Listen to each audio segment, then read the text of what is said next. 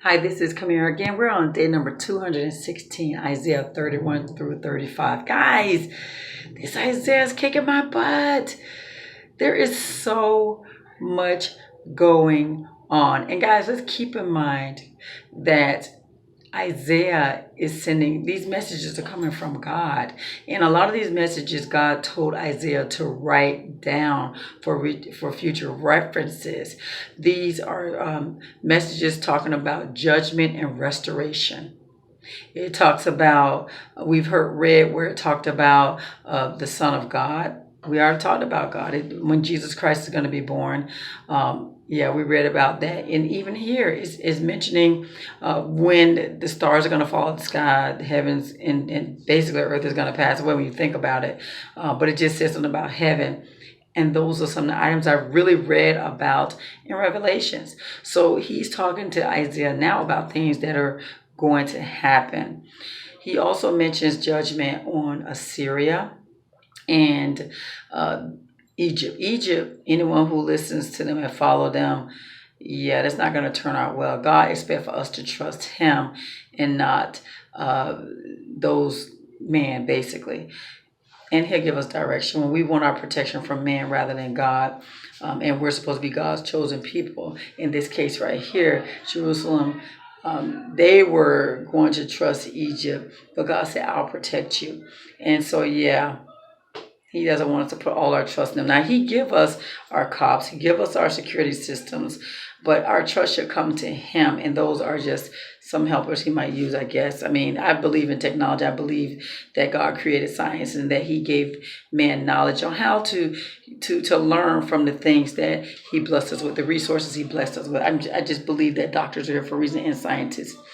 And so, yeah, so this Assyrian thing, Assyria is going to be destroyed. And they have been known to destroy people, betray people. They've been destroyed or betrayed. They've gone back on treaties, all this type of stuff. But God is going to destroy them. And yeah, there's a lot going on here. There's so much going on here, guys. It says Assyria will be stripped. And in that day, God will create a sure foundation. The righteous and the just will dwell on high. The eyes of the blind will see. The Lord is our judge. And yeah, he's our caregiver. And there's a lot. I mean, he will care for us and save us.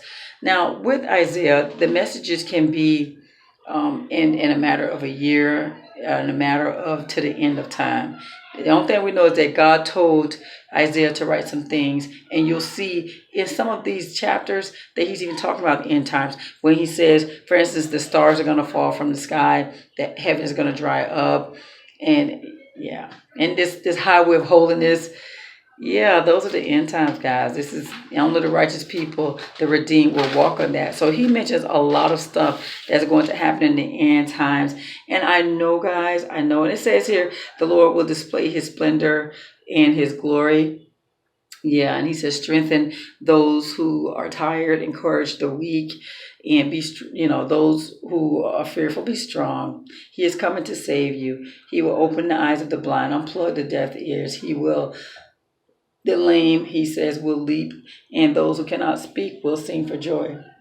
He says about that highway, right? The highway, yeah. It's going to be named the highway of holiness, and only the ones who walk with God will walk through it or on it. So, yeah, sorrow and mourning will be gone. So this is the thing, guys.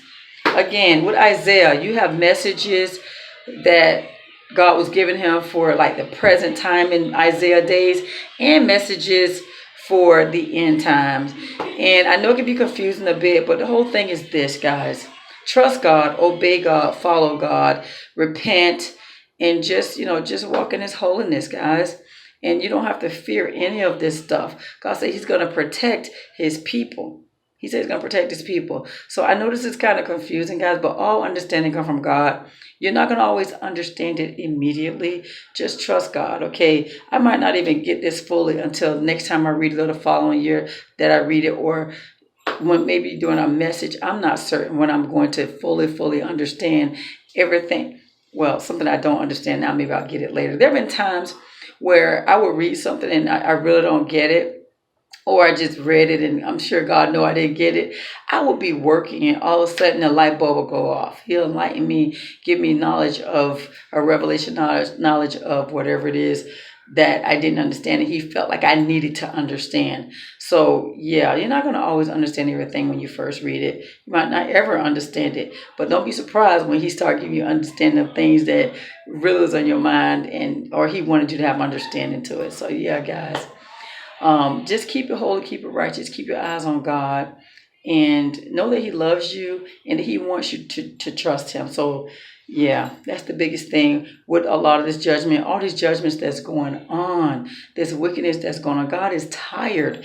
He is sick and tired of all of the wickedness that's going on, wickedness against him, wickedness against his people. And that's why you have this judgment that's going on. Yes, he used Assyria to get to destroy his chosen people who had abandoned him and started serving idols and started treating each other wickedly and sacrificing their kids to the fire. Yes, he used his Assyria to destroy them, but now Assyria was wicked already. He just used their personality to accomplish what he needed. And yes, the wicked will not get off free. Assyria will be destroyed. God he spent time in here talking about what he would do to Syria and what their land is going to turn out to be, what Edom's land is going to turn out to be. Don't follow like the Egyptians. Don't trust them. You should trust God in this book right here. So guys, take it personal. Ask God, what do you want from me as an individual? How do you want me to serve you as an individual? Help me give me the mind to serve you as an individual, okay?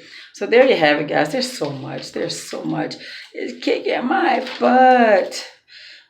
Day number 216, Isaiah chapter 31 through 35. You have a God-filled blessed day, okay?